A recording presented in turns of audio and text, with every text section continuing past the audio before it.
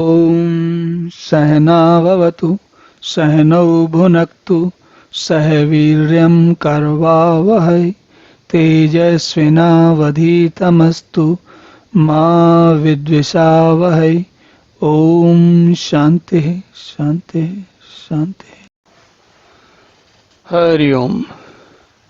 तो इस अध्याय के आरंभ में हमने देखा कि अर्जुन ने भगवान कृष्ण से पूछा कि संन्यास और त्याग में क्या अंतर है, और उसके उत्तर में भगवान ने पहले तो बताया कि कुछ लोग जो है वो काम्य कर्मों को त्यागना संन्यास समझते हैं, और कुछ लोग ऐसे होते हैं जो सारे प्रकार के कर्मों को त्यागना को ही त्याग कहते हैं।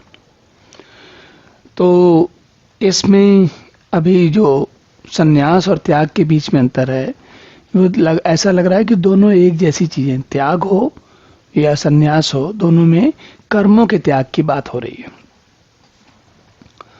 तो अब उसी बात को आगे बढ़ाते हुए भगवान आगे कहते हैं, त्याज्यम दोषवत इति एके कर्म प्राहुः मनीषिणः यज्ञ दान तपः कर्म न त्याज्यम इति च अपरे। तो कहते हैं कि त्याज्यम दोषवत, कुछ लोग कहते हैं, कुछ मनीषिणा, कुछ विद्वान लोग, कुछ मुनि लोग जो मनन करते हैं, वो लोग मनीषिणा मतलब मनन करने वाले लोग बाग, जो सोचते हैं, विचार करते हैं। तो वो कई ऐसे लोग ऐसे हैं जो कहते हैं कि कर्म ही दोष है, सारे कर्म दोषवत हैं, कोई भी कर्म करो उसमें दोष है, कोई ना कोई समस्या है, तो कोई कर्म होना ही नहीं चाहिए।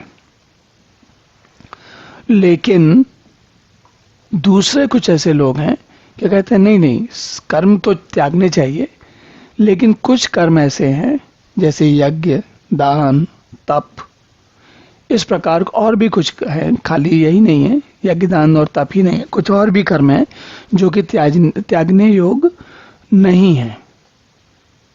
तो विचार मंथन इस बात पर चल रहा है कि भाई क्या आदमी को कोई काम नहीं करना चाहिए या फिर कोई विशेष काम करना चाहिए।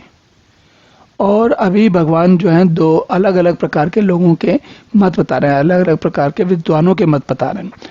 और देखिए, आपने देखा होगा गीता अभी तक जहां हम पढ़ते आ रहे हैं, कई बार भगवान ऐसा नहीं, कभी कभी भगवान कहते हैं कि ये मेरा मत है, और कभी कभी भगवान कहते हैं कि ये विद्वानों का मत है।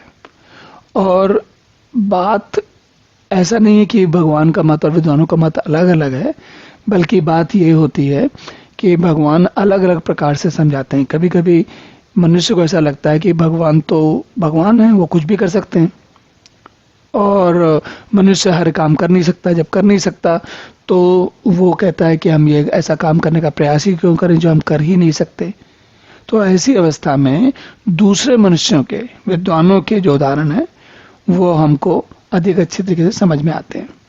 चलिए अब अगला श्लोक देखते हैं कि भगवान और आगे क्या बताते हैं।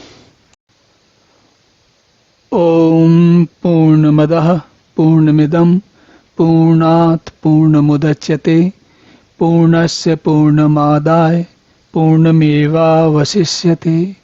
ओम शांति शांति।